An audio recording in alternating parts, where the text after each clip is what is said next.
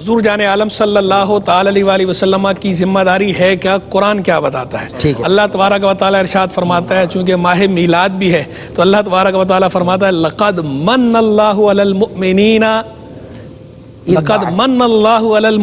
اذ بعث فیہم رسولا من انفسہم یتلو علیہم آیاتہ ویزکیہم ویعلمہم الکتاب والحکمہ وَإِن كَانُوا مِن قَبْلُ لَفِي ضَلَالٍ مُبِينٍ۔ اللہ نے مومنوں پہ احسان فرمایا۔ میں رکا اس لیے تھا، پوز اس لیے دیا تھا، یہ بتانے کے لیے کہ یہ جو من پہ زور ہے، لَقَدْ مَنَّ اللَّهُ عَلَى الْمُؤْمِنِينَ، کہ بے شک اللہ نے مومنوں پہ من فرمایا، احسان فرمایا۔ منت عربی کے اندر کہتے ہیں نعمت عظمیٰ کو، عظیم نعمت کو، اعلیٰ نعمت کو کہتے ہیں۔ اس لیے اعلیٰ حضرت نے یہ کہا بھی ہے سلام کے اندر، رب اعلیٰ کی نعمت پہ اعلیٰ درود، حق تعالیٰ کی منت پہ لاکھوں سلام۔ یہ جو اللہ نے فرمایا لقد من اللہ، اللہ نے احسان جتایا۔ احسان تو اللہ کے بہت ہیں، لیکن یہ وہ احسان ہے جیسے کریم مالک جتا رہا ہے مخلوق پہ، کہ اللہ نے مومنوں پہ احسان فرمایا کہ انہی میں سے ایک رسول بھیجا، اور اس رسول کا کام کیا ہے، اس رسول کا فریضہ کیا ہے کہ وہ ان پہ تلاوت کرتا ہے اللہ کی آیات اور ان کا تزکیہ فرماتا ہے اور انہیں کتاب و حکمت کی تعلیم دیتا ہے۔ اللہ کی آیات کی تلاوت کرنا، مخلوق کا تزکیہ کرنا، تزکیہ نفس اور تصفیہ باطن کرنا، پھر کتاب اللہ کی تعلیم دینا، حکمت کی تعلیم دینا، یا حکمت پہ زور دے رہا ہوں، حکمت کی تعلیم دینا، یہ بتاتا ہے کہ نبی کریم صلی اللہ علیہ وسلم جس طرح قرآن رب کی طرف سے لے کر آئے ہیں، تو قرآن کے علاوہ بھی اللہ نے کچھ چیزیں ان کو عطا فرمائی ہیں جس کی وہ تعلیم دیتے ہیں۔ یعنی یہاں سے پتہ چلتا ہے کہ حدیث بھی حجت ہے، یہاں سے پتہ چلتا ہے کہ دیگر علوم و فنون جو ہیں وہ بھی درست ہیں، برحق ہیں، کہ محبوب کریم جو ہے وہ کتاب اللہ کی تعلیم بھی دیتے ہیں، حکمت کی تعلیم بھی دیتے ہیں۔ اور باقاعدہ مفسرین نے تصریح فرمائی ہے کہ حکمت سے مراد یہاں پر کتاب اللہ نہیں ہے، اس کا ذکر پیچھے آ گیا۔ حکمت سے مراد دیگر فنون ہے، اسرار شریعت مراد ہیں، حدیث مراد ہے، یہ بھی وہی ہے، اس کو وہی غیر مطلوع کہتے ہیں، وہی خفی کہتے ہیں، تو وہ بھی حجت ہے۔ سرکار کا فرمان بھی اللہ تبارک و تعالیٰ نے اپنے محبوب کریم کے فرامین کو، اقوال کو بھی ایک سٹیٹس دیا ہے، اسے بھی حجت بنایا ہے۔ جس طرح اللہ کا کلام حجت ہے، تو اللہ کے کلام کے بعد اللہ کے محبوب کا کلام بھی حجت ہے، اس سے بھی دلیل پکڑی جائے گی، اس کی بھی کریڈیبلٹی اپنی جگہ مسلم ہے، اوتھینٹسٹی اس کی مسلم ہے، اس کی وثاقت ہے، اسے تسلیم کرنا چاہیے۔ تو اب یہ محبوب کریم کی ذمہ داری اللہ نے بیان کی، اور آپ دیکھیں محبوب کریم نے یہ ذمہ داری اس طرح نبھائی ہے، ایسی نبھائی ہے، ایسی نبھائی ہے کہ رہتی دنیا تک کے لیے اس کے چرچے تو ہو ہی رہے ہیں، لیکن جب محبوب نبھا رہے تھے تو وہ خالق و مالک، وہ مولا جس نے یہ ذمہ داری لگائی، کیسا پیار فرما، وہ فرما رہا ہے محبوب کے احساس ذمہ داری کو بیان کرتے ہوئے، کیا فرماتا ہے؟ فَلَعَلَّكَ بَاخِعٌ نَفْسَكَ عَلَىٰ آثَارِهِمْ إِن لَّمْ يُؤْمِنُوا بِهَٰذَا الحدیث یا صفا، محبوب کہیں تم ان کے پیچھے اپنی جان غم سے کھو بیٹھو گے کہ اگر یہ اس پر ایمان نہ لائے تو۔ یعنی اللہ تبارک و تعالیٰ محبوب کریم کو تسلی دے رہا ہے، محبوب کریم کو تسلی دے رہا ہے کہ محبوب اگر یہ تمہارا کام ان تک پہنچانا ہے، اگر یہ تمہاری بات نہیں مانتے تو تم غم نہ کرو، دل گرفتہ نہ ہو جاؤ، یہ نہیں کہ تم اپنی جان پہ کھیل جاؤ ان کے پیچھے۔ یعنی محبوب کو فکر ایسی ہے امت کی اور احساس ذمہ داری ایسا ہے کہ اللہ تبارک و تعالیٰ یہ تسلی دے رہا ہے،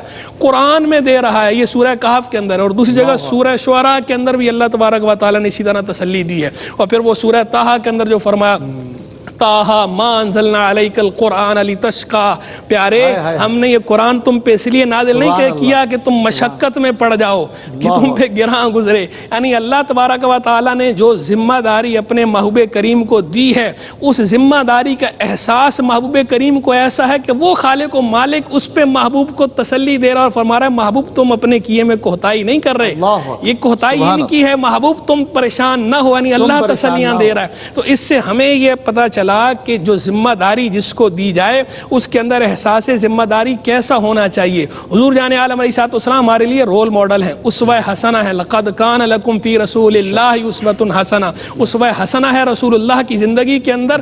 تو ہمارے لیے رول ماڈل ہے کہ محبوب کریم کو اپنی ذمہ داریوں کا کیسا پاس تھا، تو ہمیں بھی اپنی ذمہ داریوں کا پاس کیسا ہونا چاہیے۔ محبوب کریم کی جو امت ہے ان کی بھی ذمہ داریاں ہیں۔ پھر تبارک و تعالیٰ نے جو ذمہ داریاں محبوب کریم کو عطا فرمائیں آپ نے نبھا کے دکھائیں، اور ایسی نبھائی ہیں کہ اس کی مثال ملنا مشکل ہے. اور یہ تو وہ ذمہ داریاں ہیں جیسے قرآن بیان کر رہے ہیں، اور جن ذمہ داریوں کا تعلق آخرت کے ساتھ بھی ہے، دنیا کے ساتھ بھی ہے.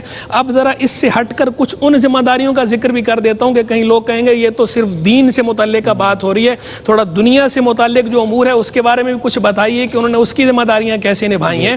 تو ویسے تو دنیا اور دین کی تفریق اس انداز پر ہمارے یہاں ہے ہی نہیں کہ دنیا کے اندر دین کے مطابق زندگی جو گزارنا ہے یہی ہے. مومن نے اس دنیا میں ہی رہنا ہے نا. اس دنیا میں جتنے بھی آپ کے معاملات ہیں ان تمام معاملات کو اللہ اور اللہ کے رسول علیہ السلام کے احکام و فرامین کے مطابق گزارنے کا نام ہی تو دین ہے. ساری دنیا دین میں بالکل یہ اسی کے مطابق گزارنا ہے. اس سے ہٹ کے گزاریں گے تو وہ دین سے جدا ہو گیا، اس کے مطابق گزاریں گے تو یہی دین ہے.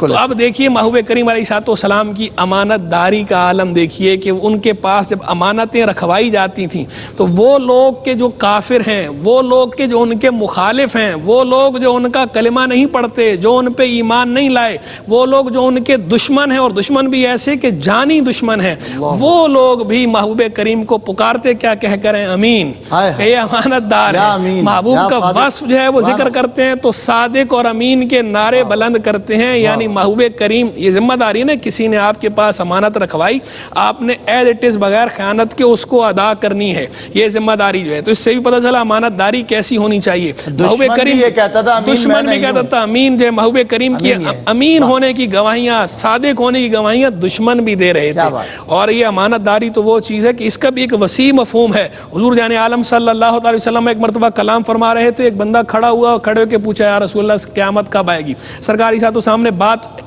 جواب نہیں ارشاد فرمایا، جس سے یہ تاثر گیا کہ جیسے سنی انسنی فرمائی، کیونکہ حضور اپنی بات فرما رہے تھے اسے مکمل کرنا چاہ رہے تھے.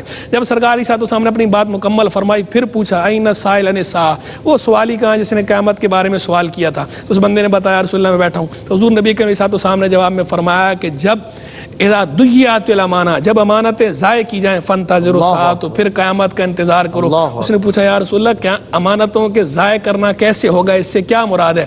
حضور نے فرمایا وسد الامر الی غیر اہل فانتظر الساعہ، کہ جب معاملات نہ اہلوں کے سپرد کر دیے جائیں تو قیامت کا انتظار کرو. یعنی معاملات کو نہ اہلوں کے سپرد کرنا یہ بھی خیانت ہے. تو امانت کو ایک وسیع مفہوم ہے، امانت داری بڑے وسیع مفہوم میں استعمال ہوتی ہے. تو امانت داری جو ہمیں ذمہ داریاں دی گئی ہیں کہیں پر بھی کسی بھی جگہ پر، چاہے ان کا تعلق ہمارے گھر کے ساتھ ہو، چاہے ان کا تعلق ہمارے ادارے کے ساتھ ہو، چاہے ان کا تعلق ہمارے باہر کی وابستگیوں کے ساتھ ہو، ہم جہاں بھی ہیں جو ہماری ذمہ داریاں، یا تو ذمہ داری لیں نہیں، لیکن جب آپ نے ذمہ داری لی ہے تو پھر اس ذمہ داری کا احساس ہونا چاہیے اور اسے نبھانا چاہیے. اور گھر کی ذمہ داری بھی سرکار علیہ السلام نے جو ابھی حدیث مبارک کی طرف آپ نے اشارہ بھی جو کیا تھا کہ جو حضور نے فرمایا تھا خیرکم تم میں سب سے عمدہ کون ہے؟ خیرکم لأہلی، جو اپنے گھر والوں کے لیے سب سے عمدہ ہے. پھر فرمایا وانا خیرکم لأہلی، اور میں تم سب سے بڑھ کر اپنے گھر والوں کے ساتھ اچھا ہوں. تو جہاں سرکار کی جو ذمہ داری ہے وہ احسن اور خیر ہی ہے، تو محبوب کی امت کو بھی اپنی ذمہ داریوں کی ادائی میں خیر ہونا چاہیے، احسن ہونا چاہیے، اجمل ہونا چاہیے، اکمل ہونا چاہیے. سبحان اللہ، بہت خوب، ماشاءاللہ.